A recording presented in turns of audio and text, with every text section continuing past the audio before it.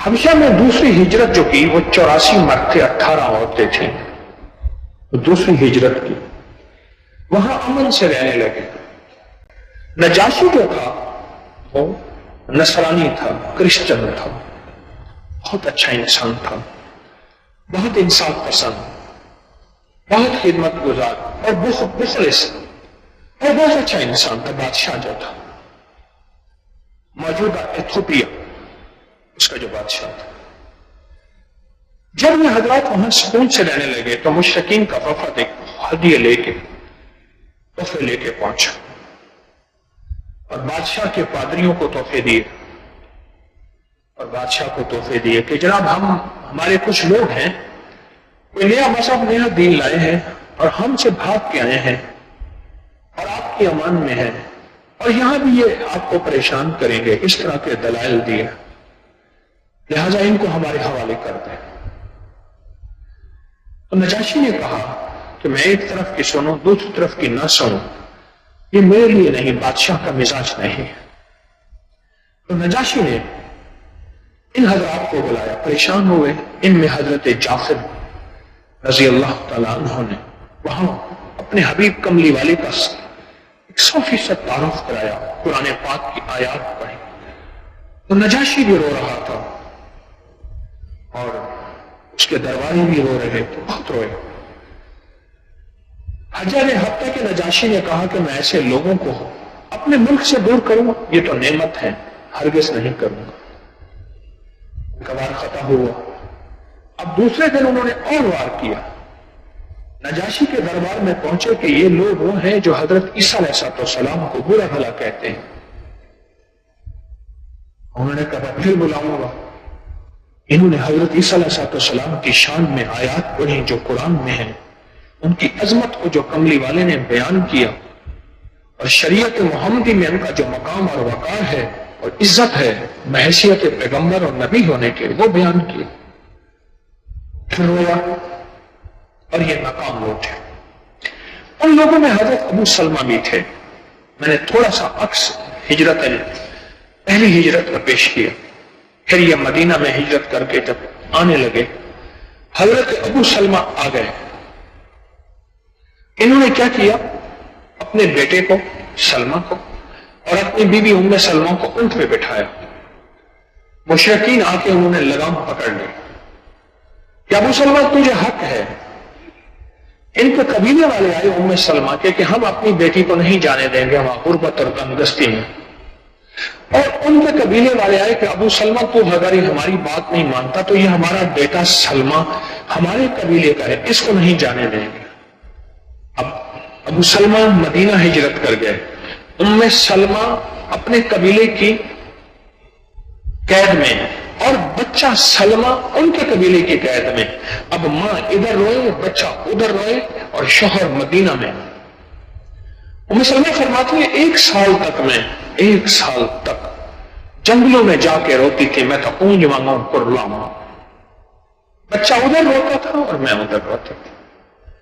آخر ان کے قبیلے کے ایک بندے کو ترس آیا، اس نے میرے بچے کو ملایا اور مجھے اور اونٹنی لی،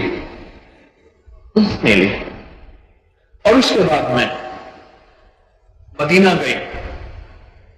راستے میں حضرت عثمان بن طلحہ ملے۔ کون؟ ام سلمہ اکیلی۔ کہا کوئی راستہ نہیں مکہ سے مدینہ۔ کہا کہ وہ شخص کیا عظیم انسان تھا، اس نے پورے سفر میں سینکڑوں کلومیٹر مکہ سے مدینہ میری اونٹنی کی لگام پکڑی۔ جب مجھے بیٹھنے کی ترتیب ہوتی تھی وہ اونٹنی کو بٹھا کے آڑ میں چلے جاتے تھے، جب مجھے بیٹھنا ہوتا تھا یعنی اونٹنی پہ پھر بیٹھنا ہوتا تھا، پھر وہ بیٹھ جاتی، وہ اونٹنی کو لے کے چلتے، اور کئی دن اور راتوں کا سفر ایسے گزرتا رہا، اور اس شخص نے مجھے اپنی بہن بنا کے انوکھا سفر کیا۔ جب میں وہاں پہنچی تو کہا کہ قبا کی طرف میرا شوہر رہتا تھا۔ میں شوہر کے پاس گئی، زندگی گزرنے لگی کہ اچانک میرے شوہر بیمار ہو گئے، اور مجھ سے کہنے لگے دیکھ میں تجھے چھوڑ کے جا رہا ہوں، کہاں جاؤ گے مجھے چھوڑ کر؟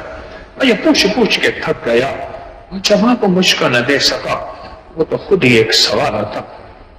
مجھے شوہر جانے لگے تو کہنے لگے دیکھ ایک دعا تجھے بتائے جا رہا ہوں، اس دعا کو بہت پڑھنا، تجھے اللہ مجھ سے اچھا شوہر دے گا۔ اور وہ دعا ہے اِنَّ لِلَّهِ وَإِنَّ إِلَيْهِ رَاجِعُونَ اللہم اجرنی فی مصیبت واخلف خیرا منہا۔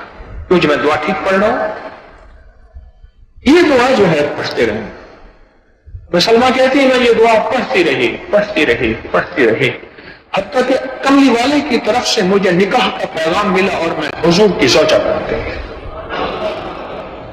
اور ام سلمہ میرے آقا کی ان مبارک اور محترم بیویوں میں سے ہیں جو سب سے زیادہ باتدبیر تھی، سب سے زیادہ حکمت بصیرت کو جاننے والی تھی، اور میرے حضور کی سب سے زیادہ مزاج شناس تھی۔ اور ان کی مزاج شناسی کے انوکھے واقعات ہیں۔ کہا کہ میرے بڑے نے مجھے یہ واقعہ سنایا، میں اس خاتون کی بات کر رہا ہوں جس کا شوہر بیوہ ہو گیا تھا، اس خاتون کی بات کر رہا ہوں جس کے دیور کے ساتھ اس کی شادی کرنا چاہتے تھے اور دن رات شراب اور زندگی کی انوکھی دنیا میں تھا۔ یاد ہے میرا واقعہ؟